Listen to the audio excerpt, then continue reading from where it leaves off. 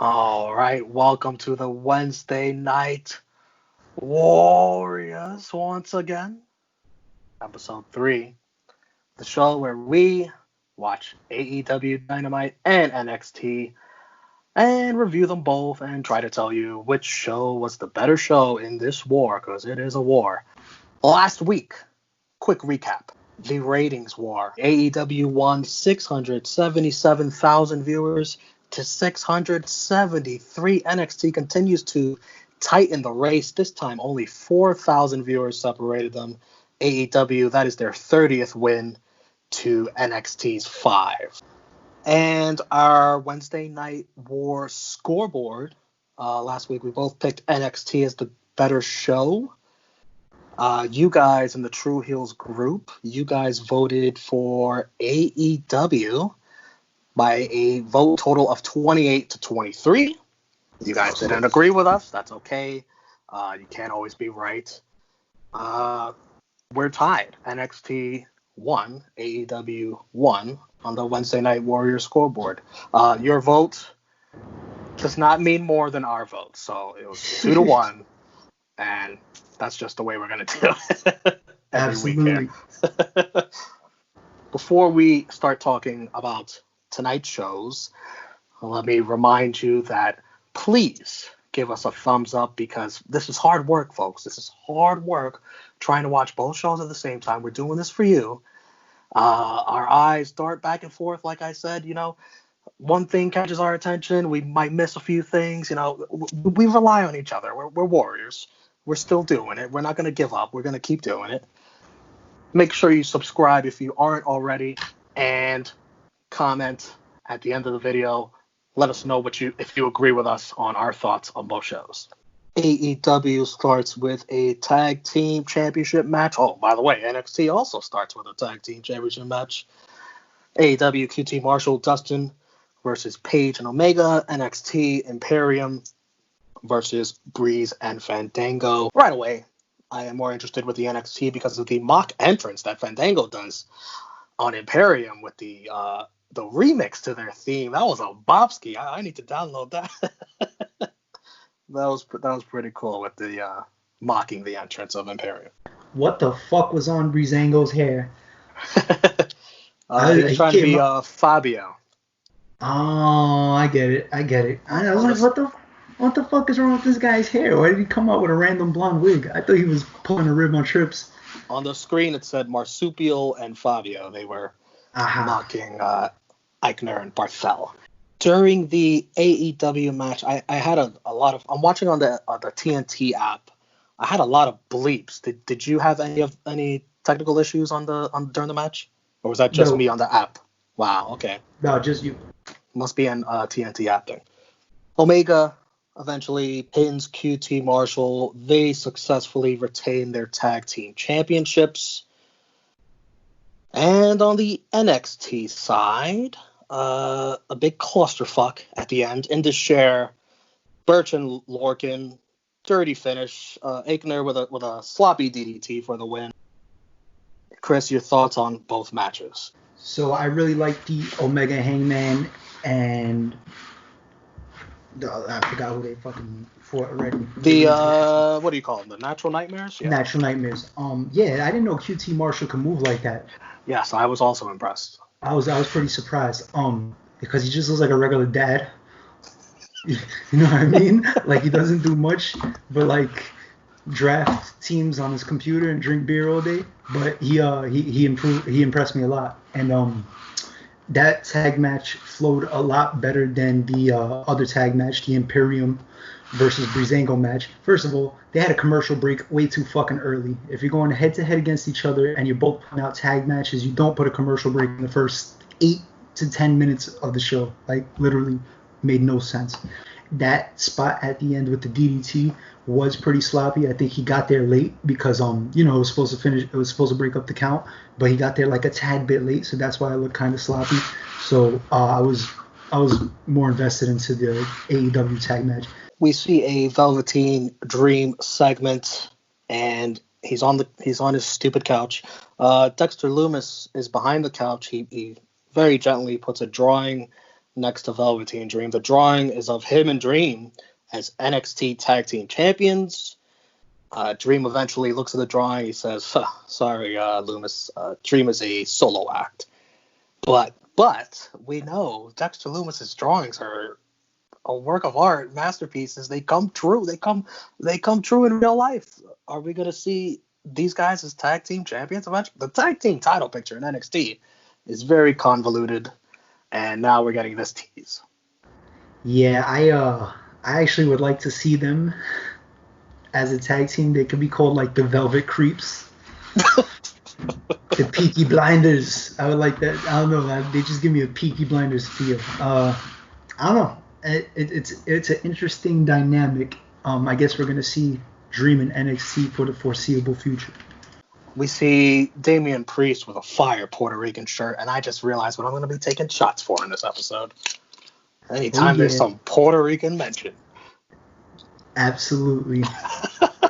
We'll relight it back up for that. Anna Jay appears on AEW. We get a nice video package. Her gear gives me this is the greatest show flashbacks. And she's fighting, I'm trying to remember how you pronounce this, Abaddon? Is that how you say it? Who looks like a mixture of Sister Abigail and Eva Marie. Eva Marie. I look at her and I thought she was something straight out of like Resident Evil 2. She just is like a creature. Is that the second straight week with a video game reference? Hey. Abaddon wins, even though the video package was on Anna Jay. And then she won kind of quick too, which was surprising. After a video package to get squashed, interesting. And then after the match, the Dark Order comes out. They help Anna Jay. I guess we're teasing Anna Jay, maybe a female member of the Dark Order. And also Cole Cabana is in the crowd. He gets what we find out later on is a contract for a match next week to team up with Mr. Brody Lee. Mm-hmm.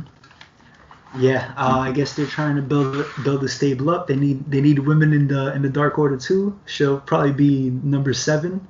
Over on NXT, Damien Priest versus Killian Dane. Oh my, Killian Dane, we never see him. I wish NXT would use him more, but apparently whenever they do, the ratings aren't good.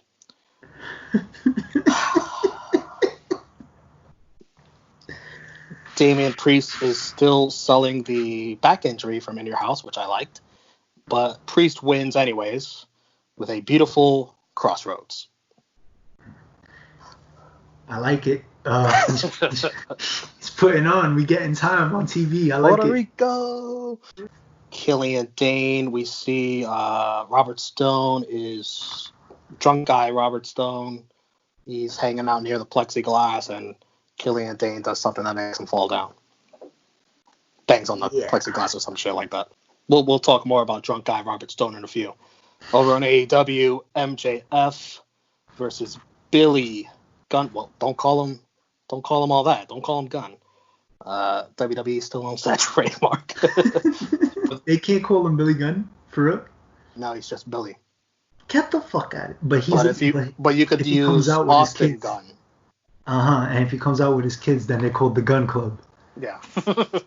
Got it. Which is why it makes sense now. I thought it was gonna be a lot quicker than I thought, but it was basically MJF working Billy Gunn's leg, Wardlow distracting him, beating him up. Austin Gunn on the other side trying to help out his dad, but can't do enough. MJF gets the win. Luchasaurus, Jurassic Express. Who else was there? I think I missed that. I didn't even know there was a brawl. Yeah, there was a brawl. I thought we actually didn't have a brawl this week. And it leads to next week Wardlow versus Luchasaurus in a lumberjack match. Oh, very, very bold. Do a lumberjack match in this coronavirus environment. Yeah, man. Can't wait to see. Ryan Satin is somewhere ready to tweet and complain. NXT, Aaliyah versus Xia Li. Xia Li, however you say it. Aaliyah helps out our drunk guy, Robert Stone. She wants him to see this match. She wins, cheating. I'm gonna call him Robert Stone. Yeah. Because he looks like he's about 6-8 balls in, and he's been up for like 79 hours straight. He fucking threw up. Yeah, he threw up in the ring. And that helps Aaliyah win. Too. Yeah, he was fucked up. As we've talked about before, he's had a rough 2020. Oh, I was also going to say that Killian Dane, just like Anna Jay, Killian Dane could use the Dark Order too. I mean, somebody hit him up about his losing. He needs sanity back. Just pull him out of the fucking woodwork. Just give him random nobody. Such a good thing. And just fuck it. Throw that shit away. It's fucking garbage, pal. Britt Baker's talking shit to Tony Schiavone.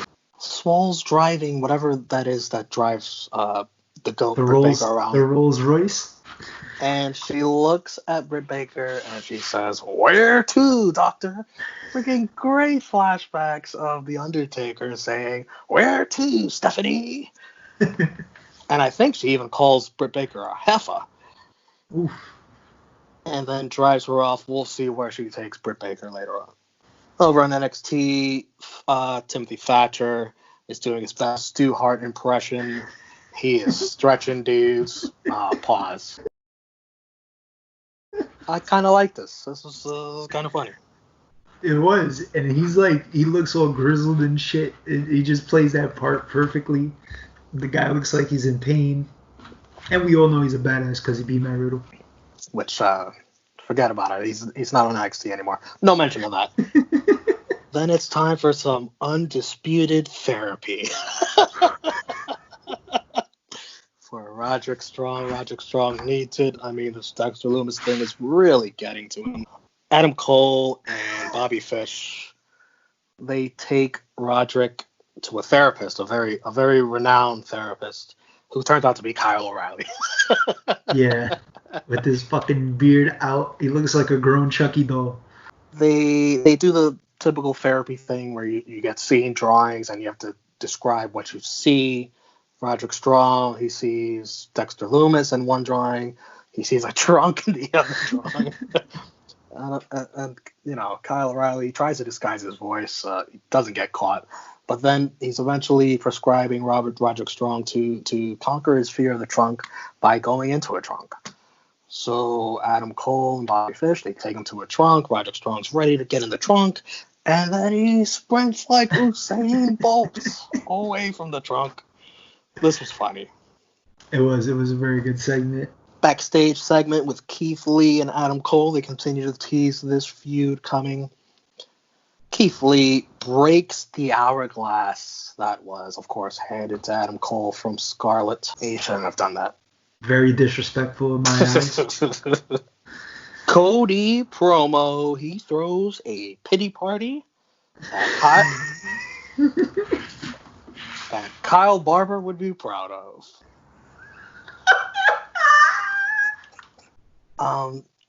Cody's, I guess he's thinking about, is he even in the elite anymore? He's by himself.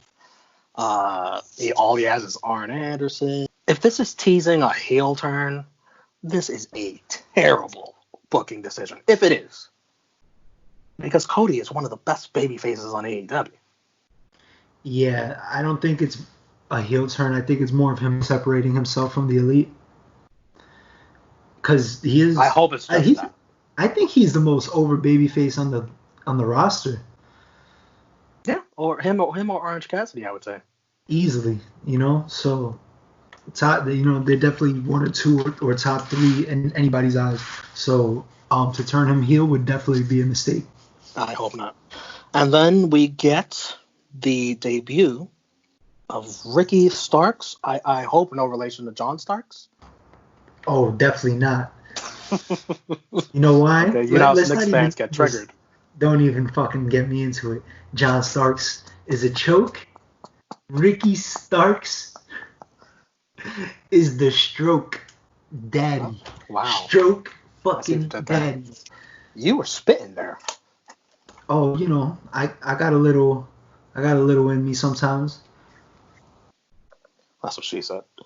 Hey, not to this guy. I don't know much about Ricky Starks. A lot of people do. Is there anything you can tell me? In the revamped version of the NWA, he was one of the guys that they were basically building the middle card around, and he was their television champion. He had won a tournament to be a TV champion, and he's just very, he showed it today. He's very like smooth in the ring. He got that. He could talk that shit. The match. What about the match between him and Cody for the TNT Championship? It was a good match. It had the It was like one of those matches that had the perfect amount of time where they were able to tell a story and showcase what both guys can do. We already know what Cody could do, but we were able to see what Ricky Starks can do. And of course, Cody's gonna get his shit in. He's gonna get his comebacks in. They must be having a fucking competition. Somebody said it. I'm not sure. Somebody's having a competition backstage on who can sell the Crossroads the most. Because this motherfucker, Ricky Starks, took the Crossroads on his head and spun like 70 degrees and then dropped. So they're betting cases of beer back there. Who could sell this shit the most? By the way, after the show, Tony Khan confirms on Twitter that Ricky Starks is now All Elite. Oh, yeah. That's what I'm talking about. Over on NXT, an Adam Cole promo in the ring reminds us he's been champion for 381 days.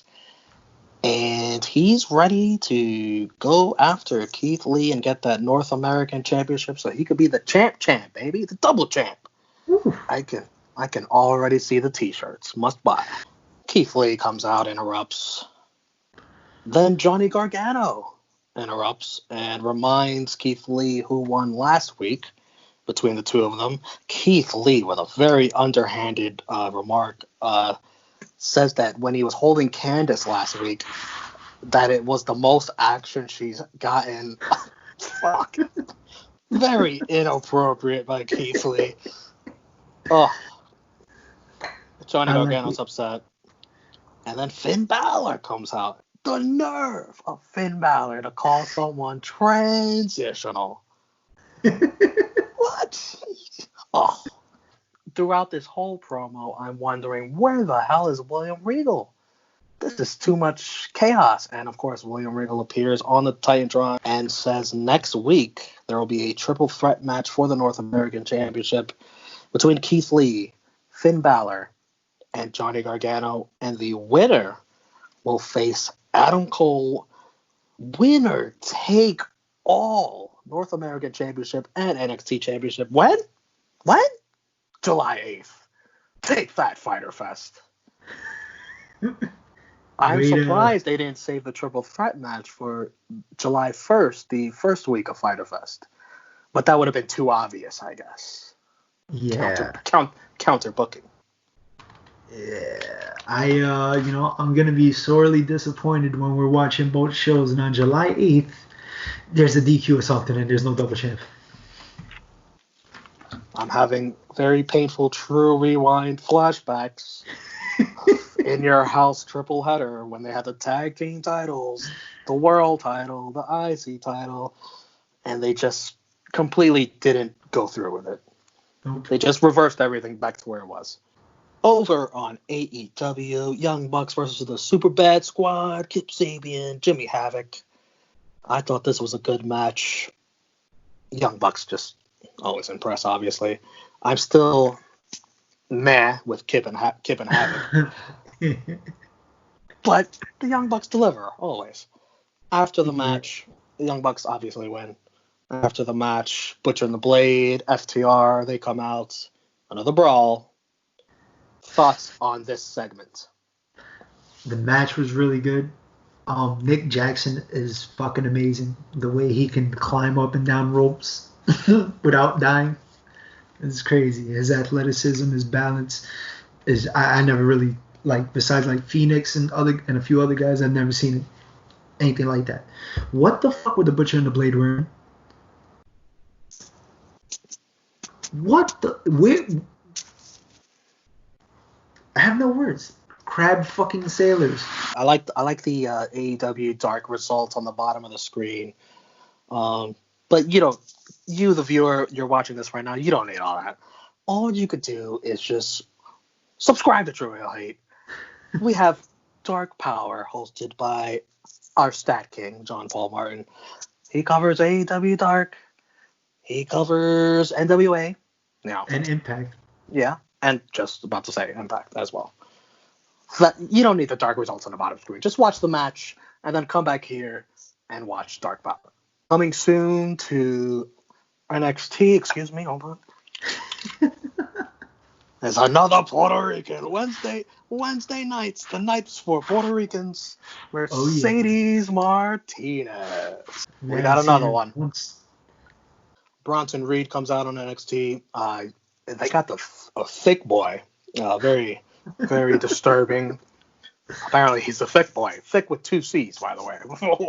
Which I don't normally consider guys to be, but okay. I think he's Crip. He's fighting this guy, this jabroni, Leon Ruff. Leon Ruff is yelling, "I'm feeling hot. I'm feeling hot tonight." I thought that was Cheeseburger. I seen his name. I was like, Leon Ruff, okay. Fuck, they actually do look alike.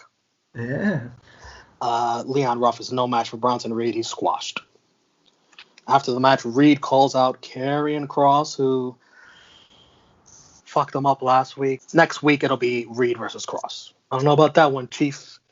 And then another backstage segment in NXT. Damien Priest is checking his car. Apparently his tires got slashed. Cameron Grimes comes out in a car next to him. Oh, this is funny. Do you remember what he said? Nah, you say it. Okay. I think he says, "Sorry about your car. You want me to call you an Uber?" How does he do his laugh? That shit is hilarious, man. He's like, Of course, I Red Dead Redemption 2 villain. I have two things wrong with this segment. One, it's ironic that the Puerto Rican got his tires slashed. Wow. That's one, right? Two, this fucking guy is in a white, like, Corvette-looking car. He should be in a buggy with 2 horses. You gotta live the gimmick, pal. Don't be riding around. That would be awesome. I'm gonna tweet Triple H. Oh yeah. Over on AEW, we have Brian Cage and Taz promo. Once again, I had audio problems with the TNT app. TNT, I need you to fix your shit. I heard an echo. I couldn't make out what Taz was saying. It was just echo. It's very, very horrible audio problems. Maybe next week I have to watch NXT on the phone and then AEW on the TV, I guess. I don't know. So yeah, no, it was a good promo. Brian Cage comes off very fucking awkward in his promos. Really? Thank God. Yes, thank God. Well, he's never been a strong promo guy. Thank God he has Taz. But like, they're trying to have like an A and B, you know, where he can feed off of Taz, and he's trying to be intense, but he looks like he's gonna fumble over his lines, and he's not really intense. I did notice that, like, it seemed a little bit awkward, but I couldn't make out the audio. That was the only problem. I mean, you could tell by his body language though, and I'm a Brian Cage fan, but you can tell that I'm thankful he has Taz. Taz is just as intense. He's the intensity that he needs as a mouthpiece. So. Over on NXT, we got a Santos Escobar promo, and of course he's shadowed by Joaquin Wilde and Raul Mendoza. By the way, SB3, you called us out last time for the logic hole in this storyline about Wilde and Mendoza being kidnapped by 2 masked luchadors, and then them being masked luchadors in the end.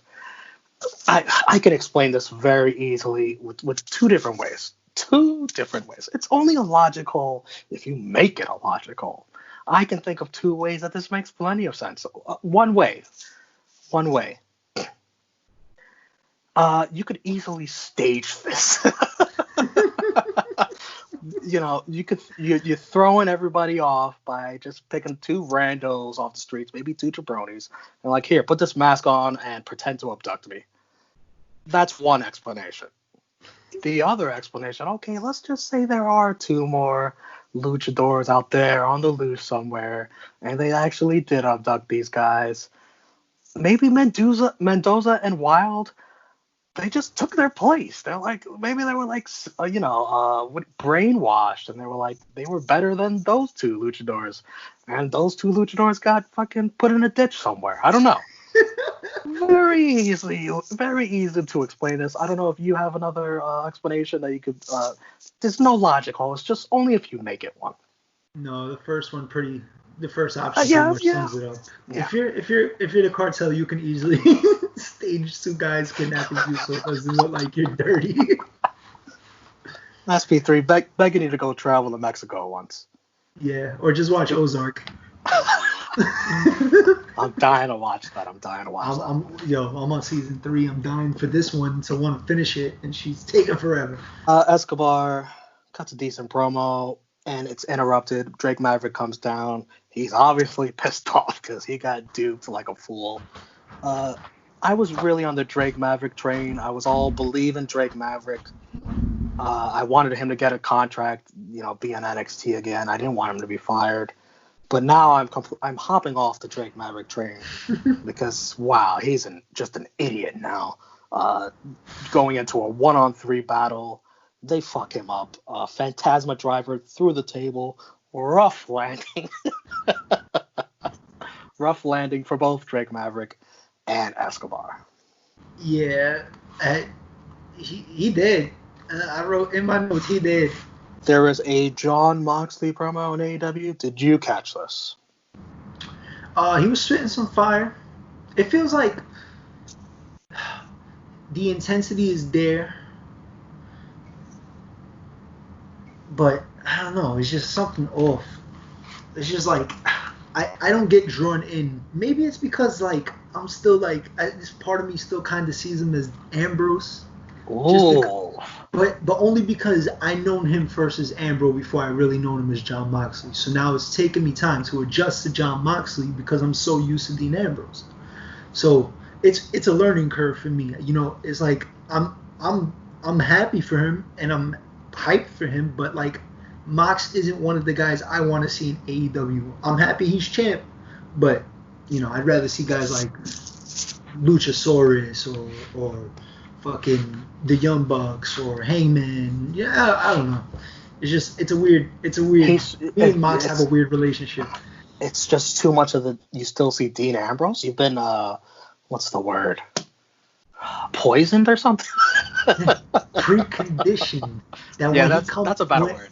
When he comes off, like it still feels like it's not. Like I don't know what's him. I don't know what's Jon Moxley yet. And it's just gonna take some time. I'm sure, because he's good.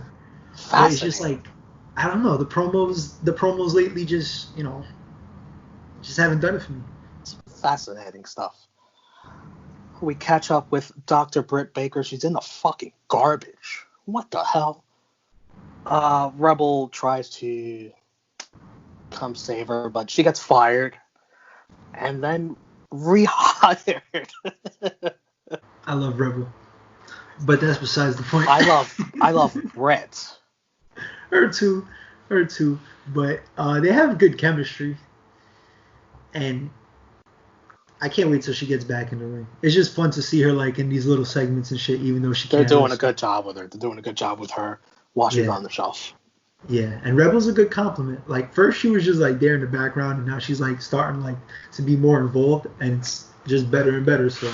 NXT main event. We've got some main roster appearances. Sasha Banks and Bayley, the women's tag team champions, versus Tegan, Knox and Shotzi, Blackheart. This was a decent match, I thought. Very decent. Knox and Shotzi looked strong for the amount of time they were given, but in the end, they are outsmarted by Sasha Banks and Bayley.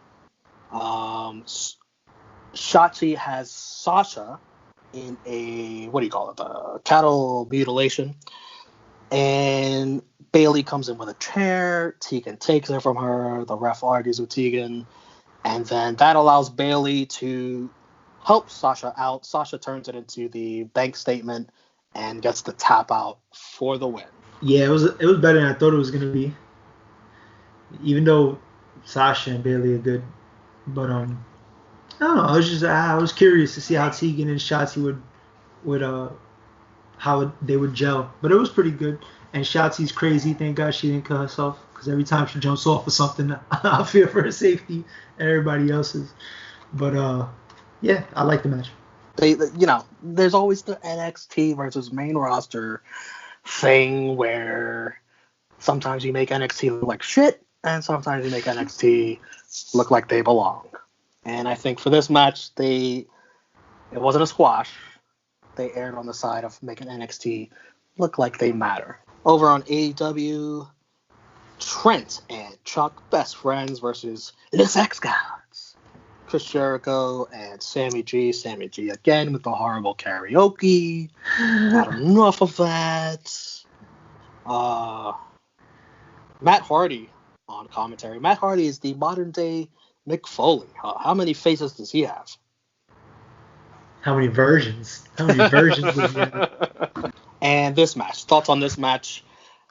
Trent and Chuck win, as they should. I liked it. It was a good match. 3 tag matches in one night. AEW is they love the tag matches. Well, they have the best tag division all of wrestling. Yeah, it feels a little weird, But that out of all 3 tag matches, I liked the Hangman Kenny Omega one the most. This one was second for me, and it was physical. You know how Jericho gets down, he's still doing lion salts and shit. If you Google dad bod, or if you go into a dictionary, Chris Jericho pops up, and I love it. But he's really think so? He's the man, though. He pulls it off, though. He got the big, but just shit. We all aspire to be him one day. He's a fucking rock star. I'm gonna tweet this clip to him. I'm tagging you, buddy. I'm not saying it's a bad thing. We have a lot of after the match action on both main events. Let's start with NXT. Io Shirai interrupts Sasha Banks and Bayley's celebration. She fucks them up. It seems like a statement that, Sasha Banks and Bayley, you guys used to be the head of the NXT Women's Division, but now it belongs to Io Shirai. I don't think this is teasing some kind of match with Io and Bayley or Io and Sasha. I think it's just that. Yeah, I thought it was the same thing. I thought it was just a statement like, yeah, I'm the head bitch in charge now. You can see yourself out. See you later. Yes. So even though she never beat Charlotte Flair, she beat Rhea Ripley. Let me just remind you guys about that.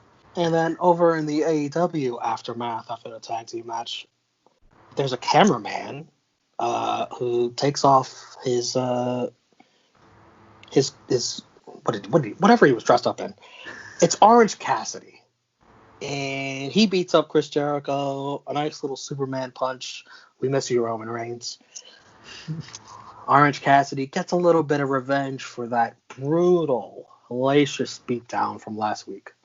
And then it's made known that Orange Cassidy will face Chris Jericho at Fyter Fest. I don't know which night, but it will be done. What do you think about this ending? I thought it was dope. I kind of seen it coming, though, because the spot at the end of the match where Sammy G gets tripped up, which basically causes him to lose. He gets double teamed and he loses. It just looked, you can tell like the cameraman like kind of, fucked him up. So once I seen that, I was like, oh, I gotta be Orange Cassidy. So then once he pulled this shit out, I was like, oh, it's Orange Cameraman. He's here. And he finally showed some emotion, some aggressiveness. I liked it. Let's wrap up this edition of the Wednesday Night Warriors as we usually do. We're gonna go through the match of the night, MVP, Jabroni of the night, show of the night, and we're going to predict some ratings. Let's start with match of the night. What did you have? I had Cody versus Ricky Starks. I had Tegan, Knox, and Shotzi versus Bayley and Sasha Banks. That's fine. We don't always have to agree on match of the night. No. It's going to happen every once in a while. Yeah. Probably more often. MVP of the night. I thought you could have won with a lot of people, actually, but who did you have? My MVP of the night is Orange Cassidy. Really? Yeah, finally, he came back. And it's only been a week, but he got his revenge on Jericho. Got himself a match against Jericho. I'm sure they're going to tear it up at Fyter Fest. So I'm excited to see what happens. I am going to go with Adam Cole, baby. I enjoyed the Undisputed Era therapy and the various segments he had. How many damn rivals does he have right now? He has got a huge ass target on his back, and that's what you get when you're a champion for how many long? 381 days. Ooh. And he's got a deal. He's got Karrion Kross on him. He's gonna have whoever the winner is of the triple threat match. And then he also has to deal with helping Roderick Strong overcome his fears. Adam Cole's got a lot on his plate. And then when he goes home, he's got to hear from Britt Baker about the awful night of work that she had. Like, wow. I got to give it to Adam Cole. He's dealing with a lot right now. My thoughts and prayers are with him. Yeah, he has it rough. But he will prevail. Oh, wait. This is a smooth transition into Jabroni of the Night. Adam Cole has it rough. My Jabroni of the Night is the actual Jabroni, Leon Ruff. What a great, that was a alley-oop that Chris Paul could be proud of. Leon Ruff, he was feeling hot. He was feeling hot tonight. He got fucked up by Bronson Reed. It's very rare you give an LVP. Oh shit. I'm back. It's very rare that you could give an LVP or Jabroni of the Night to an actual Jabroni. Leon Ruff, you're Jabroni of the Night. Your Jabroni of the Night? My Jabroni of the Night is once again Robert Stone. Rough year. Yeah. Speaking of rough. Falling off a plexiglass, thrown up in the middle of the ring, stumbling over shit. Maybe he'll finally, his luck will turn. The ratings war. Who do you think will win this week? We guessed NXT last week. They couldn't come through, only by 4K though. What about this night? Who do you think will come out on top next week? Or we'll find out tomorrow. I think AEW. I think, NXT had a lot going for them going into last week to bring those viewers. They didn't have much going into this week. So I think AEW. I disagree, my friend. I disagree. I think Sasha Banks and Bayley, they're the main roster. They got their fans. They got their followers. I think maybe they'll be the difference. They were only 4K last week. You bring in Sasha Banks and Bayley, all those stands. I know Drunk Guy JJ. I know he was watching somewhere. I think maybe that's the difference. Maybe NXT will win this week. I don't know. But for the show of the night, NXT AEW, we have agreed both the first two episodes. Who do you think was the show of the night tonight? I think it was AEW. I think they had the better action. But they had more action. And I feel like they do a better job of, especially tonight, they did a better job of showcasing a lot of talent. More than, they got the same time slot as NXT. I feel like we've seen different characters on AEW, like more, the quantity. Yeah, well, folks, you knew it was coming. You knew one episode, eventually, me and Chris were going to disagree. It took 3 weeks, but we got there. I thought NXT was the better show tonight. I loved the Undisputed Era segments. I thought Damien Priest had a good night being showcased. I want to see more of Damien Priest being showcased and less of him losing. And not just because we're both Puerto Rican and from New York. I'm not being biased here. It's not just because of that. I'm sure. I continue to dig Santos Escobar and his, luchadors that... Sorry, excuse me. I'm getting triggered again. Luchadors that make sense, the storyline makes sense. Enough with the logic holes. It makes sense. I'm digging Santos Escobar. And I dig the main event. I like Tegan and Schotzie looking strong. And I didn't mention this earlier, but Johnny Gargano was a fucking troll tonight, which I love.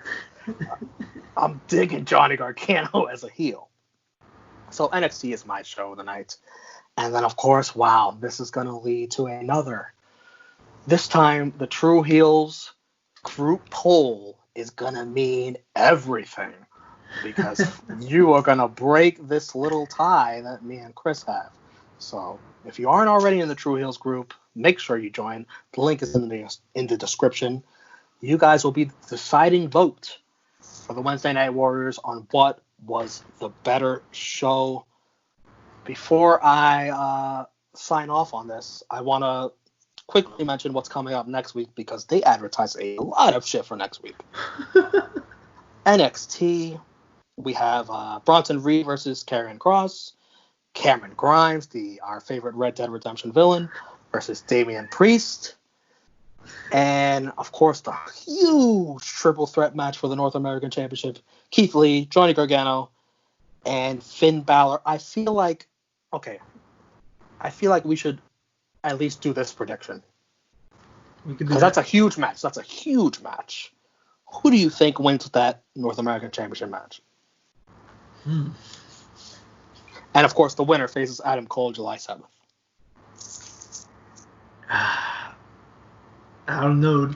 There's a part of me that wants to say Finn. But I could also see Keith Lee just retaining. I'm going to go with Finn. I'm going to go with Keith Lee. I feel like they've been teasing the Keith Lee Adam Cole match so hard that you have to deliver it. Of course, I always said that Finn Balor was going to take the title from Adam Cole, but now Karrion Kross is in the picture, and that's going to happen. So I think Finn Balor doesn't get pinned though. I think Keith Lee pins Johnny Gargano to take the lead in their feud. They're tied 1-1 right now, I guess. So if you want to change your mind right now, I understand. I mean, you know what it is, man. When you get high and your mind starts racing, you start thinking of outside scenarios. I'm thinking Finn's gonna unify. He's gonna beat Adam Cole and then fight Walter and unify all 3 belts, and then they're gonna have, Jesus. I'm fucking fantasy booking in my head. So yeah, Keith Lee's winning next. All right, he changes his picks, which means no matter what, we'll still be tied in predictions. Romeo's can't miss picks, and Chris's, what do you call them? Highly questionable picks. Highly questionable picks. And over on AEW, Jon Moxley will be on commentary. Sammy G versus Matt Hardy. Sammy G, I guess, gets to pick which version of Matt Hardy he faces. Did I hear that right? Yeah. And also, it'll be Mr. Brody Lee with Colt Cabana versus Sonny Kiss and Joey Janela. Wardlow, Luchasaurus, Lumberjack match like we mentioned. And FTR versus the Natural Nightmares. AEW is really good at promoting a ton of matches before their Dynamite.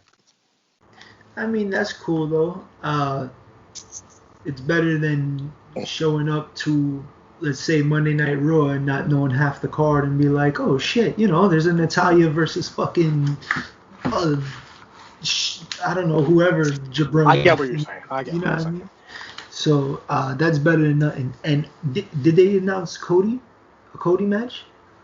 I would assume maybe there will be a match, but I did not know for sure. I didn't see it. I mean, I'm pretty sure he's been defending every week. There has to be a match. So I guess maybe another surprise. We'll never know. I guess we'll find out. So that'll do it for this edition of Wednesday Night Warriors, episode 3. We want to hear from you. You tell us your match of the night, MVP, jabroni of the night. Who do you think will win the ratings? Well, you better be quick with that because we're going to find out tomorrow. And show of the night. Who did you think was the better show, NXT or AEW? If you want to vote on that, you got to join the True Heels group. SP3 will put up the poll. You guys have picked AEW the first 2 weeks. Even though you were wrong last week, let's know what you think this week. We're signing off. I am Romeo Anthony Colon. You can catch me on Twitter and Instagram at the Pride of NYC. Monday nights, True Rewinds, where me, SP3, and Drunk Guy JJ travel back in time in the DeLorean to watch the Monday Night War, Raw, and Nitro. We are struggling with that. Please suffer with us along. It is 1995. It's very, very rough. Rough is the word of the night tonight. That might be the title of the episode. Rough. Absolutely. And Chris G, anything you want to plug? Shit, you can find me at spick_flair_ _3 O's. I keep saying Joints and Jabroni is gonna come out every fucking weekend, but this shit is just so much to keep up with, and it's a project. I'm really trying to put together something good, but hopefully he's had more joints than jabronis. Oh man, there's been a lot of jabronis this month, but you know, it's a process, and yeah, that's about it.